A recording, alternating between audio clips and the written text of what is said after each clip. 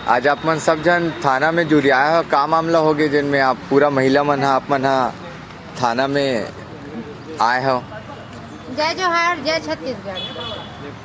हमन आज थाना में एकर कारण जुड़िया हन कि हमर एक जन भाई है, हमार रायपुर के भाई हरे, सिंधी भाई हरे, वह विनोद पांडा ते हा कहा थे कि छत्तीसगढ़ के महिला हा सिर्फ बर्तन मांजना जानथे और छत्तीसगढ़ के बोली भाषा है, ये गंवार मन की बोली भाषा है कि और वो कहा थे कि सबो सिंधी सकला जबो तो तुमन संभाल नहीं पाहू छत्तीसगढ़ के मन हा। ऐसे वो धमकी भी देवा थे।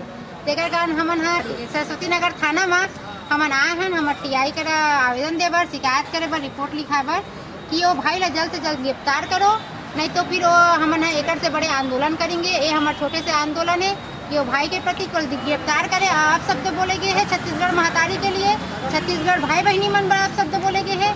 ये काबर हुआ थे, नीचे रहना है हमन छत्तीसगढ़िया। आज तुहर मन से लेना देना बंद कर देबो तो तुहर व्यापार नहीं चल पाए। छत्तीसगढ़ अभी हमन यहाँ सरस्वती नगर थाना में खड़े हैं।